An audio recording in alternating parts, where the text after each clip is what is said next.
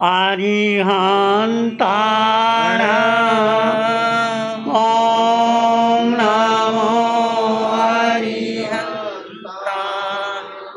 अरिहन्ताण ॐ नमो अरिहन्ताण।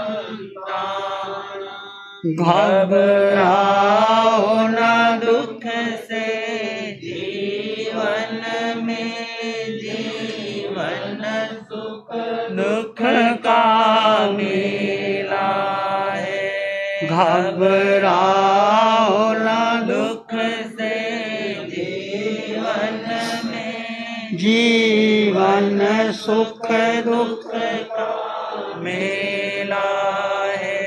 शरणा ले लो अरिहंतों, शरणा ले लो अरिहंतों का, क्यों करता व्यर्थ झमेला है।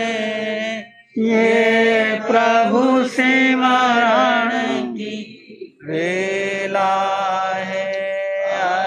अरिहंताण ओम नमो अरिहंताण अरिहंताण ओम नमो अरिहंताण। नमो नमो अरिहंताण नमो नमो अरिहंताण।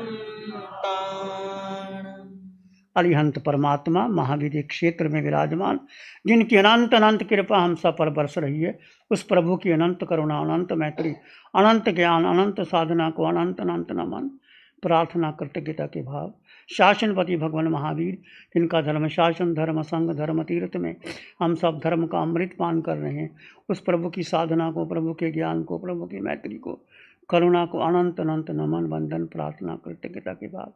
प्रभु सिद्ध बुद्ध और मुक्त हो चुके हैं, परंतु उनकी वाणी, उनका ज्ञान, उनकी साधना, उनका धर्म पूरे विश्व में विख्यात है। प्रभु की वाणी के द्वारा, उनकी साधना के द्वारा हम भी उसी मार्ग पर चल करके सिद्ध बुद्ध और मुक्त हो सके हैं। आपके सामने उपासक दृष्टांत की चर्चा चल रही है। उपासक दृष्टांत में भगवान ने 10 श्रावकों के वर्णन की चर्चा की है। 2 धर्म बताए हैं, एक साधु का धर्म है, एक श्रावक का धर्म है। साधु के 5 महाव्रत, 5 सुमति, 3 गुप्ती हैं, श्रावक के 12 व्रत हैं। आप श्रावक हैं, महावीर ने तीर्थ को महत्व दिया। तीर्थंकर तीर्थ की स्थापना करते हैं। तीर्थ साधु, साध्वी, श्रावक, श्रावका, जो 4 पाए हैं। साधु, साध्वी, श्रावक, श्राविका। श्रावक भी मोक्ष जा सकता है, श्रावक भी सिद्ध गति को प्राप्त कर सकता है। और यदि श्रावक अपने नियमानुसार 12 व्रत धारण करता हुआ जीवन यापन करता है तो शीघ्र ही मोक्ष चला जाता है।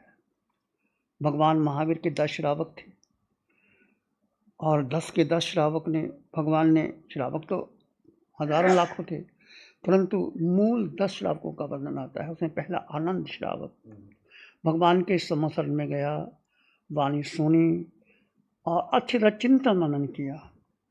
भावावेश में नहीं कि खड़े होकर कह दिया अच्छा करो पचकान बाल, नहीं, सुना। भगवान 2 धर्म बताए, एक साधु का धर्म, एक श्रावक का धर्म।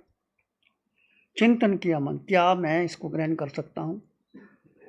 चिंतन मनन, श्रवण, सुनना, फिर मनन करना, फिर चिंतन करना। हमारे यहाँ सुनने को बड़ा महत्व दिया गया है।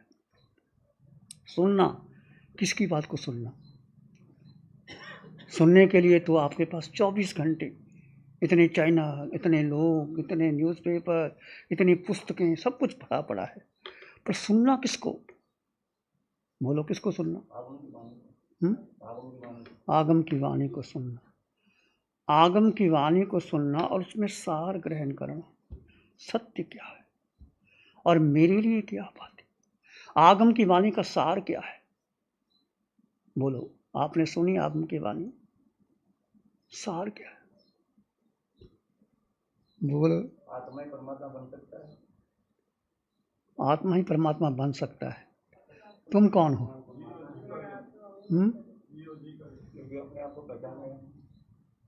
सत्य क्या है? सत्य क्या है? निश्चय नहीं में सत्य क्या है? मैं आत्मा। सत्य एक ही है कि तुम अपने अस्तित्व का बोध प्राप्त कर लो। अस्तित्व का बोध बस ये प्राप्त कर लिया, चाहे आप श्रावक हो, चाहे आप बिजनेसमैन हो, चाहे आप कुछ, अस्तित्व का बोध करने के बाद आप उसको जान करके, पहचान करके, समझ करके उसमें उतरने का प्रयास करना, फिर आप आगे बढ़ जाओगे। यदि अस्तित्व का बोध ही नहीं है, पता ही नहीं मैं हूँ कौन, मैं आया कहाँ से, मैं जाना क्या, जीवन का लक्ष्य क्या, यही पता नहीं, धर्म की क्रिया करते रहे, पाठ करते रहे, जाप करते रहे, ये करते रहे, तो 84 का चक्कर घूमता रहता है। जीव, एकमात्र जीव, भगवान ने कहा एक जीव को जान लो, पहचान लो, अनुभव कर लो, उतर जाओ, उतर करके उसके साथ गहरे चले जाओ। जब जीव जीव में स्थित होने का प्रयास करता है, वहाँ से धारा शुरू होती है, वहाँ से शुक्ल ध्यान की धारा चलती है। और यदि आपने शुक्ल ध्यान नहीं किया और धर्म ध्यान तक रहे तो क्या करोगे? स्वर्ग चले जाओगे, वापस लौटोगे। तो हमने 3 ध्यान छोड़ देने, आत्म ध्यान और रुद्र ध्यान। धर्म ध्यान सहायक है, परंतु धर्म ध्यान भी आपको मोक्ष तक नहीं ले जा सकता। मोक्ष तक जाने के लिए क्या? शुक्ल ध्यान। शुक्ल ध्यान का क्या अर्थ है? शुक्ल ध्यान का अर्थ क्या है? शुक्ल ध्यान बोलो।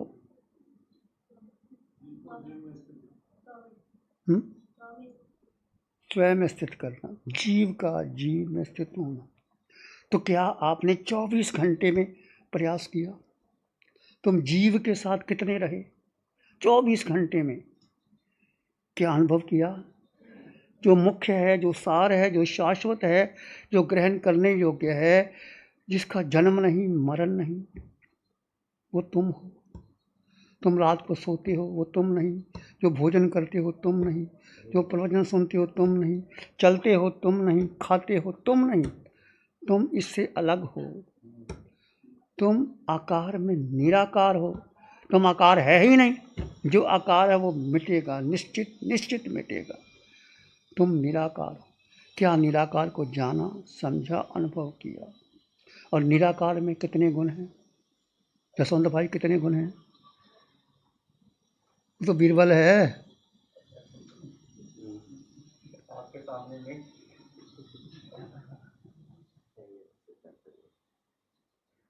बोलो। आपको अपने गुण का पता नहीं। रमनलाल, कितने गुण हैं? मैंने आपसे पूछा है? पड़ोसी है। बस आप अपने को जान लो, अपने अष्ट गुणों को जान लो, अष्ट गुणों में रमन करने का पुरुषार्थ करो। जो हमारा अपना था, है, रहेगा, उसको तो हमने छोड़ दिया, और जो मेरा नहीं है उसको पकड़ लिया। इसलिए हम 4 गति 84 लाख जीवा योनि में भ्रमण कर रहे हैं, मैं और आप। क्यों? कि हमारा अपना अस्तित्व था, जो बीइंग, जो चेतना, जो आत्म तत्व है, उसको, उसमें जिए नहीं। उसमें सुख भरा है, उसमें शक्ति है, उसमें ज्ञान है, उसमें दर्शन है। उसको कुछ चाहिए नहीं। जीव को कुछ नहीं चाहिए। जीव को किसी का संग नहीं चाहिए। जीव के माता नहीं, पिता नहीं, बहन नहीं, भाई नहीं, गुरु नहीं, शिष्य नहीं। जीव को कुछ भी नहीं चाहिए। जीव ने अन्न का दाना ग्रहण नहीं किया, पानी की बूंद नहीं पी, पर जीव जीव अपने में संपन्न है, परिपूर्ण है। उस संपन्नता, परिपूर्णता का एहसास करो। जब तक वो एहसास नहीं करोगे, आप आगे नहीं बढ़ सकते। तो संपन्नता क्या है तुम्हारे भीतर? बोलो, क्या संपन्नता है, परिपूर्णता है जो और किसी के पास नहीं है? बोलो। संपन्नता, परिपूर्णता किसके पास है? तुम्हारे पास है।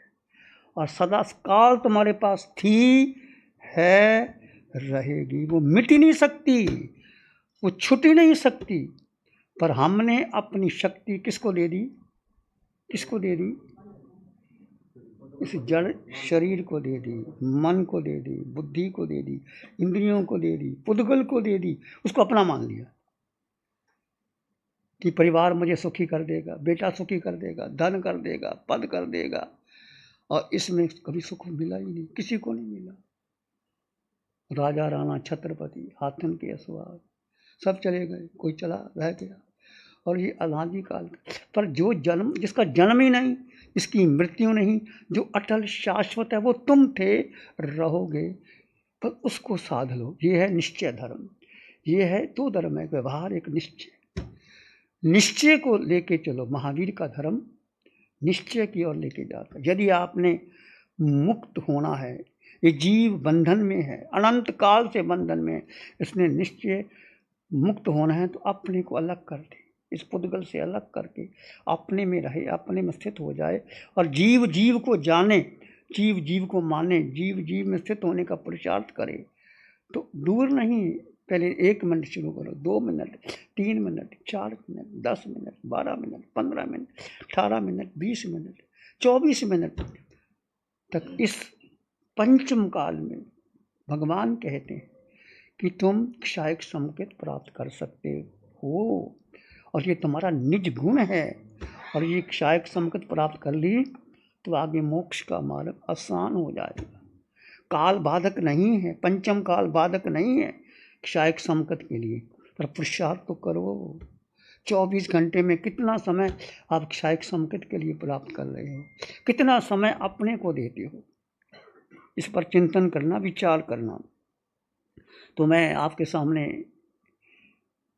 गृहस्थ धर्म की भगवान महावीर ने जो 2 धर्म बताए, श्रावक के 12 व्रत, आनंद ने 12 व्रत ग्रहण कर लिए। आनंद ने भगवान की वाणी को सुना, चिंतन किया, मनन किया। समृद्ध श्रावक था, 40,000 गायें उस समय। आज आप 2 गाय को, 1 गाय को घर में नहीं रख सकते। 40,000 गायें थी, 12 करोड़ की संपत्ति थी। और सब लोग उनको मानते थे, सब सलाह लेने आते थे, उस विचार विमर्श करता था। मेलीभूत बना हुआ था वो। और भगवान के शरण में गया। भगवान ने 2 धर्म बता दिए और श्रावक धर्म खड़ा हो गया। प्रभु, आपका मार्ग सच्चा है, आपकी वाणी सत्य है, आपने जो मार्ग बताया, मैं साधु नहीं बन सकता प्रभु। निर्णय किया, संकल्प किया, तुला पर तोला, भावावेश में नहीं आया। प्रभु, मुझे श्रावक के व्रत दे दीजिए। भगवान क्या कहते हैं? आह सुहम देवान। भगवान की वाणी कभी किसी को जोर जबरदस्ती करती ही नहीं। जो करना है ना करो, आह सुहम देवानुप्रिय। तो भगवान ने 12 व्रत दे दिए। हर्षित हुआ, पुलकित हुआ, आनंदित हुआ। आनंदित होने के बाद वो सीधा कहाँ आया? अपने घर में आया। किसको बोला? अपनी धर्म पत्नी को बोला। कोई अच्छी चीज़ होती है तो किसको बोलना चाहिए? अपने घर के साथ। पत्नी क्यों महत्वपूर्ण है? कि घर में यदि पति और पत्नी साथ साथ रहते हैं और उनमें धर्म का साथ है, दोनों एक साथ चलते हैं, तो वो घर स्वर्ग हो जाता है। यदि एक का मुंह इधर, दूसरे का इधर, वो कुछ कहता है, वो कुछ करता है, तो वातावरण नहीं बनता। तो अनुकूल जो स्वजन होते हैं, स्वर्ग के मुताबिक होते हैं। तो आनंद सीधा घर आया और घर आकर के किसको कहा? जो गृहिणी मिली है आनंद के पास, उसका नाम था शिवानंदा। बहुत आज्ञाकारिणी थी और बहुत सुखी थी। और आनंद ने जाकर के कहा, यार ये देवानुप्रिय।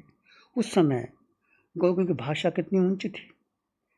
भगवान भी कहते देवानुप्रिय, जो देवताओं को प्रिय होता। देवताओं को कौन प्रिय होता है? जो धर्म करता है, जो सरल है, जो रिजु है, जो पवित्र है, जो शुद्ध है, जो न्याय का पक्षी है वो देवताओं को प्रिय होते हैं, देवानुप्रिय है। मैं भगवान के पास गया, भगवान से मैंने 12 व्रत ग्रहण किए। वो भी खुश हुई, हर्षित हुई, पुलकित हुई। अच्छा, आपने व्रत ग्रहण कर लिए। तो उसने इनकार नहीं किया कि आप क्यों ग्रहण किए, घर कैसे चलेगा, धन कौन कमाएगा, क्या करेगा। बहुत खुश हुई। होने के बाद उसने कहा, मेरी इच्छा है, उसको बताया नहीं था पहले, मेरी इच्छा है तुम भी भगवान के पास जाओ और जा करके 12 व्रत ग्रहण करो, मेरी इच्छा है। उसने भी इनकार नहीं किया, आपकी इच्छा 12 व्रत ग्रहण करने के लिए। इसलिए एक बहुत महत्वपूर्ण बात है, आप जब प्रवचन सुनते हो, सुनने के बाद आप अपने एक डायरी नोट करो। कोई अच्छी चीज़ लगती है उसको पूछो, पूछने के बाद घर में डिस्कस करो, और जो आपको ग्रहण करने योग्य है उसको ग्रहण करो, छोड़ने योग्य छोड़ो, जो जानने योग्य जाओ। हे गे उपाध्याय, 3 चीज़ें होते हैं, एक छोड़ना, एक ग्रहण करना, एक उसको उपाध्याय है जानना, ग्रहण करना और छोड़ना। तो उन्होंने सोचा कि मैंने ये ग्रहण किया,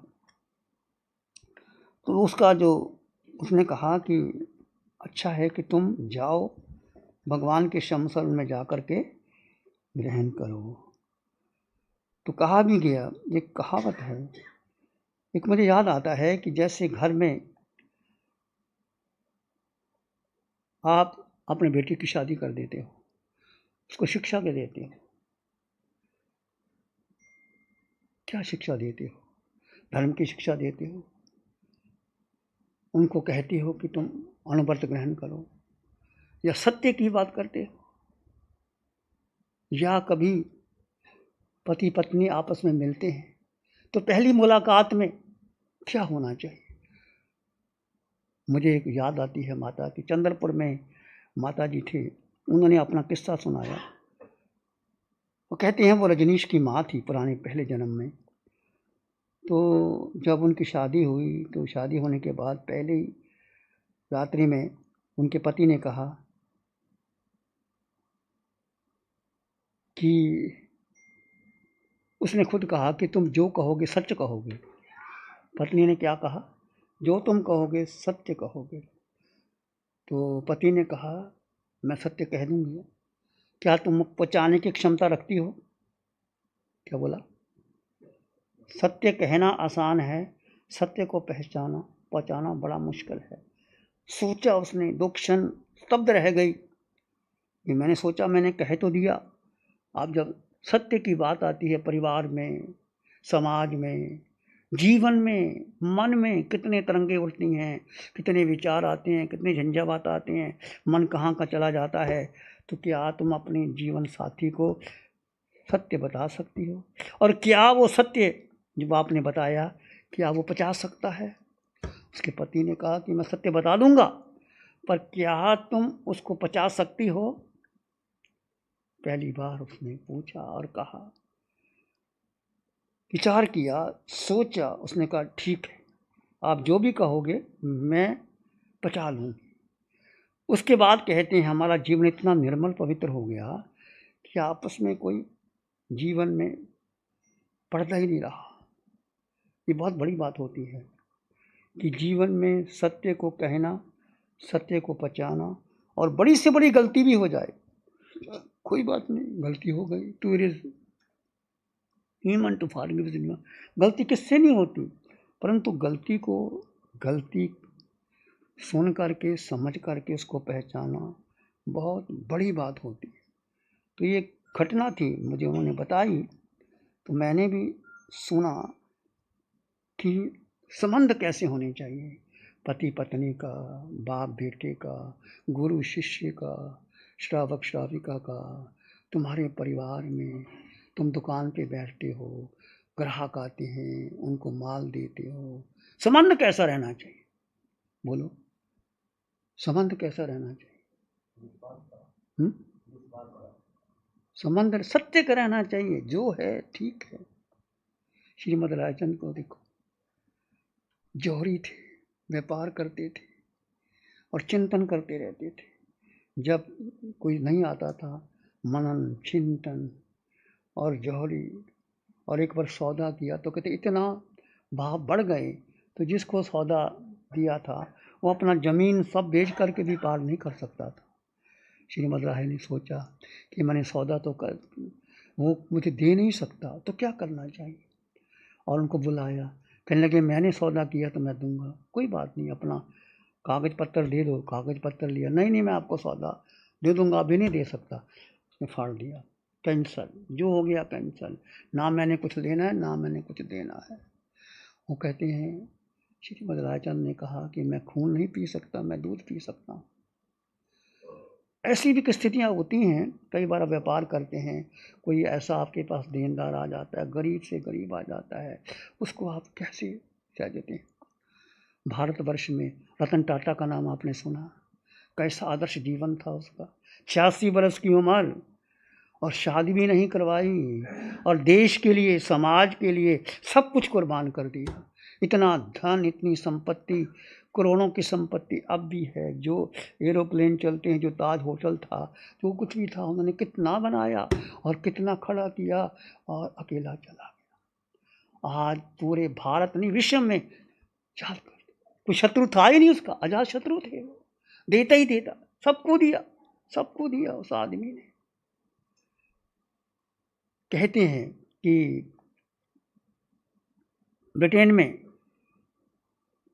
और उनका कोई बहुत बड़ा स्वागत होना था कि उनको बहुत बड़ा पद देना था, पूरा जीवन का सम्मान करना था। उसके लिए उनको निश्चित हो गया कि आपको आकर के वो सम्मान लेना है और आपको चैंपियन बनाना है।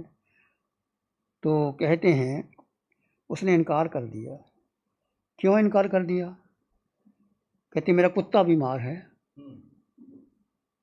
मेरा कुत्ता बीमार है, जब तक कुत्ता ठीक नहीं होता मैं नहीं आ सकता। उसको छोड़ के नहीं आ सकता। क्या कभी सोच सकते हो आप? क्या हम सोच सकते हैं? कुत्ता बीमार है, जब तक वो ठीक नहीं होता। और उसने इतना बड़ा, जो इंग्लैंड का जो सबसे सर्वोच्च पद था, उसको ठुकरा दिया। कैसा आदमी रहा होगा, कैसा। और कहते हैं जब वो विदेश में था, एक लड़की से प्रेम भी हो गया, वो शादी भी करना चाहता था, पर उसको बुला लिया उसकी दादी ने, बीमार हो गई, और उसको कहा गया कि तुम मेरे साथ चलो। उनके माता पिता ने इनकार कर दिया कि नहीं, ये नहीं जा सकती, और उसके साथ वो नहीं गई और वो आ गया। उसके बाद शादी नहीं हुई और जीवन भर परोपकार करता रहा, परोपकार करता रहा। कोई आया उसके पास, देने में इनकार नहीं किया। जब ताज होटल में वो आगे थी, आग लगी थी कि क्या कसाब आया था, अटैक हुआ था, आतंकवादी हमला हुआ था, और वो पता लगा, वो स्वयं गया और जिन जिन पर आक्रमण हुआ था उनको सबको पैसे दिए उस आदमी। ऐसा ईमानदार आदमी, ऐसे भी लोग हैं।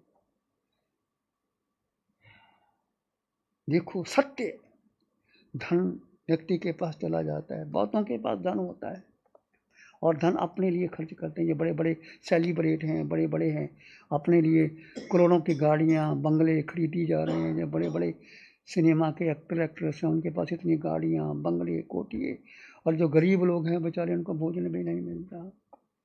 तो कहने का अर्थ कि सत्य क्या है जीवन में, उसको हम कैसे ग्रहण करें और कैसे पालें।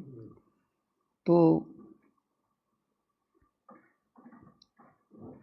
कहा गया है कि 4 बातें जीवन में मिलनी मुश्किल है।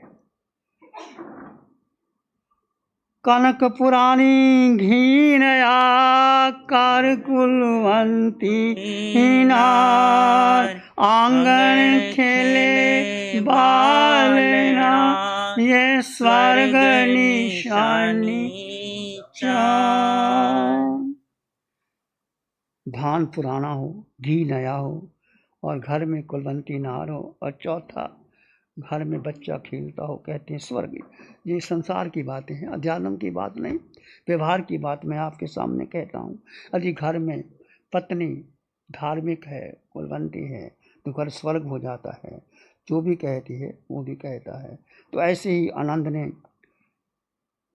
कहा कि देखो मैं गया, आप जाओ भगवान के शरण में, और जाने के बाद क्या करना, भगवान को वंदन करना। आप जैसे जाते हैं, कोई संत आपके पास आते हैं, तो क्या करना चाहिए आपको? संत दूर से देखो तो हाथ जोड़ दो।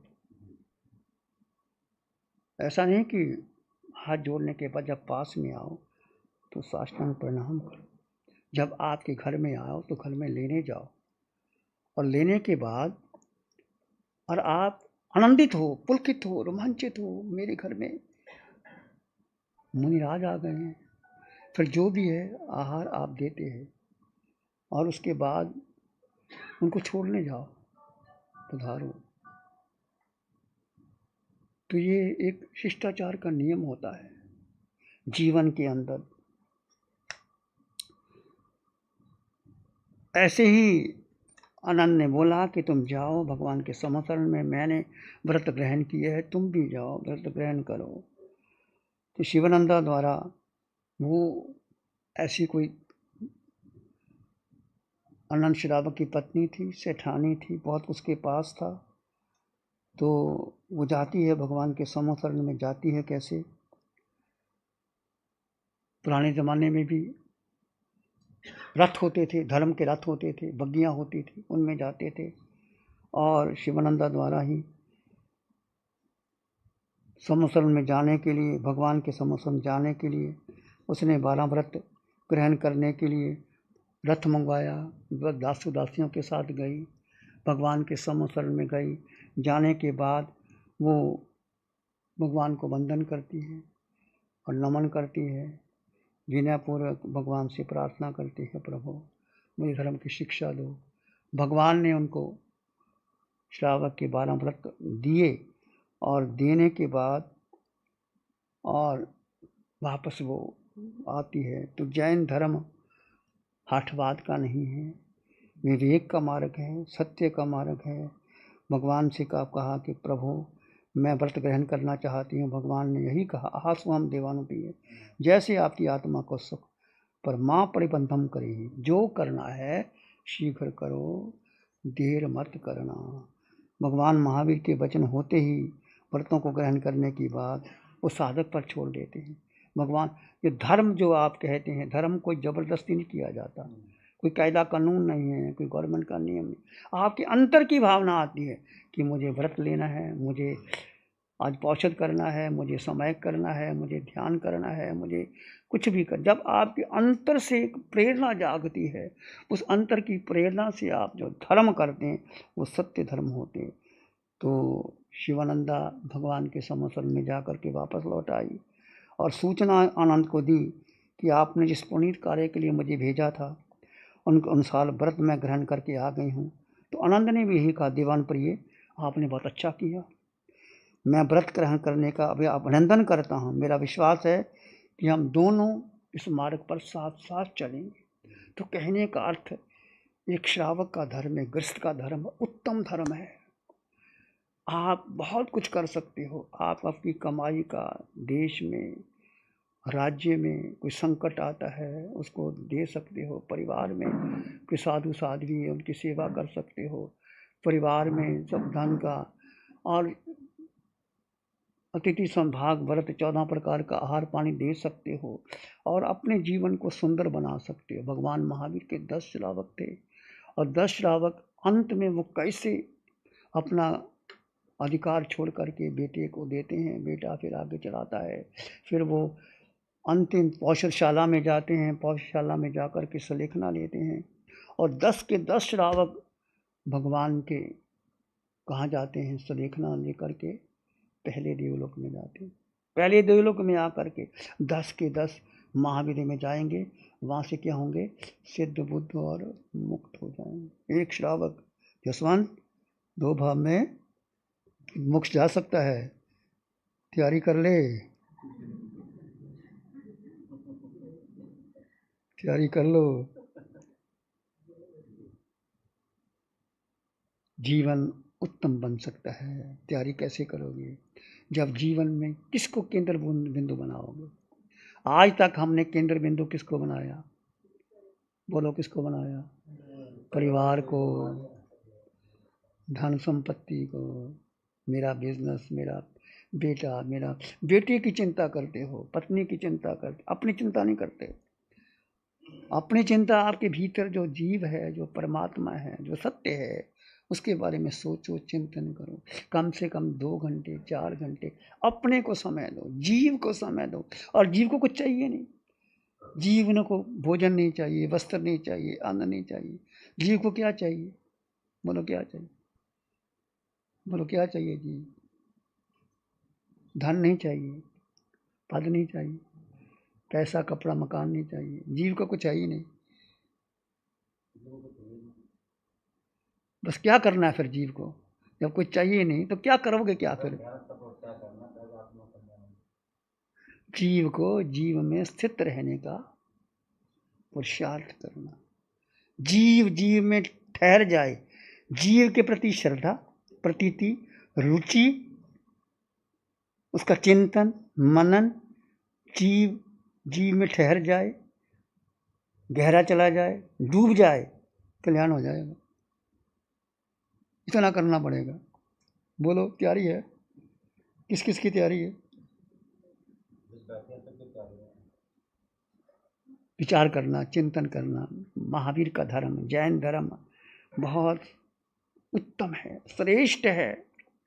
मोक्ष जा सकते हो, पर तैयारी करो। रुचि, प्यास, पीड़ा, तड़फ, बेचैनी किसके प्रति?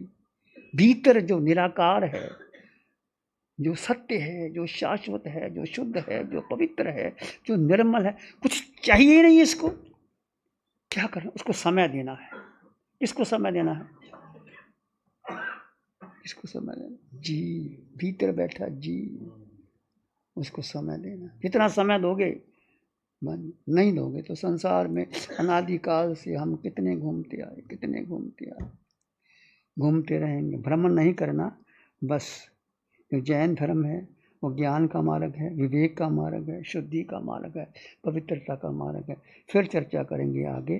ध्यान करें, आंखें बंद, मन वचन काया शांत, शरीर शांत, विचार शांत, सृष्टि शांत, वातावरण शांत, हर दिशा हर किनारा शांत, शांत शांत शांत। सिर के सिरे से पांव के अंगूठे तक अपने भीतर शुद्ध चेतना का एहसास कीजिए। तुम मात्र मात्र मात्र आत्मा हो।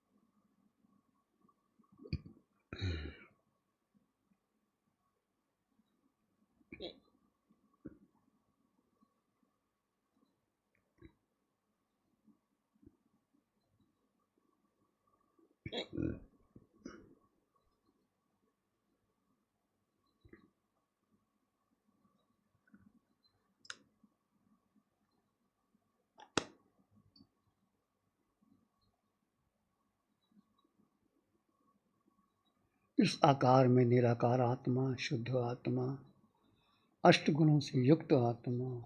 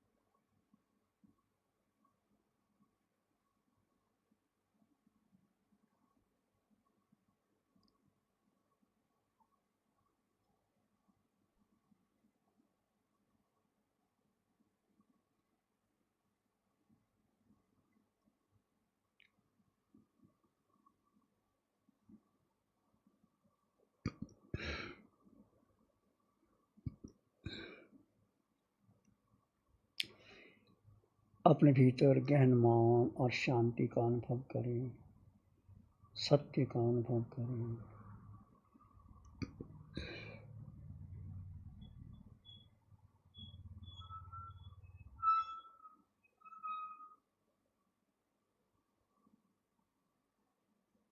किसी विचार, संस्कार, धारणा को महत्व ना दें। मैं जीवात्मा, मेरे पास मेरे अलावा मेरा कुछ नहीं। मैं सत्य हूँ, शाश्वत हूँ, शुद्ध हूँ, पवित्र हूँ।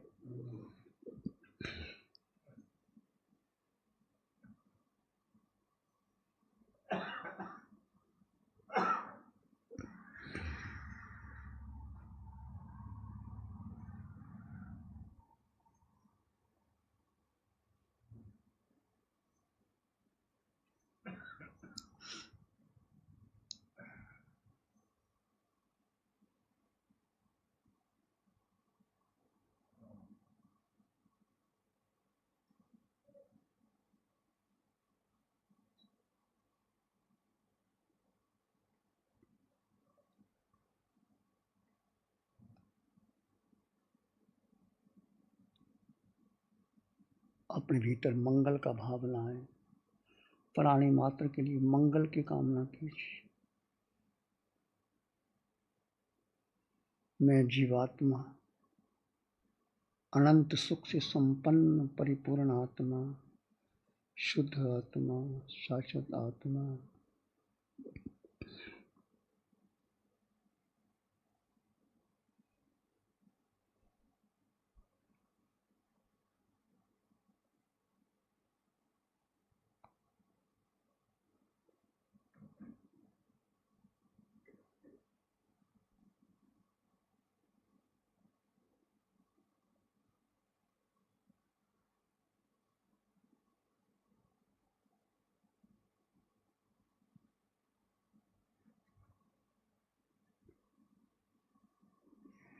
चित्त हमारा शुद्ध हो, सद्गुण से भर जाए। चित्त हमारा शुद्ध हो, सद्गुण से भर जाए। सेवा करुणा प्यार ही मन मानस लहराए। सेवा करुणा प्यार ही मन मानस लहराए। सबका भला हो, सबका मंगल हो, सबका शुभ हो। इसी में एक लंबा गहरा श्वास लें। अरिहंत परमात्मा के चरणों में अनंत कृतज्ञता ज्ञापित करें। एक और लंबा गहरा श्वास। अरिहंत परमात्मा के चरणों में नमन और वंदन। दोनों हाथों को आंखों पे ले जाएं। हल्का सा स्पर्श। धीरे से आंखें खोल सकते हैं। नमो अरिहंतानंग, नमो सिद्धानंग, नमो आयर्यानंग, नमो वज्रायनंग, नमो लोये सब साहुनंग, धम्मो मंगल मुखिठम अहिंसा संयमो तव देवाविक्तं नमं संति जस धम्मे श्यामन। श्री चत्तारी मंगलम, अरहंता मंगलम, सिद्धा मंगलम, साहु मंगलम, केवली पाणतो धम्मो मंगलम। चत्तारी लोगोत्तम, अरहंता लोगोत्तम, सिद्धा लोगोत्तम, साहु लोगोत्तम, केवली पाणतो धम्मो लोगोत्तम। चत्तारी शरणं पवज्जामि, अरहंते शरणं पवज्जामि, सिद्धे शरणं पवज्जामि, साहु शरणं पवज्जामि, केवली पाणतं धम्मं शरणं पवज्जामि। चारे शरण लोक जगत में, और न शरण कोई होगा। जो भव्य प्राणी करे आराधन, उसका अजर अमर पद से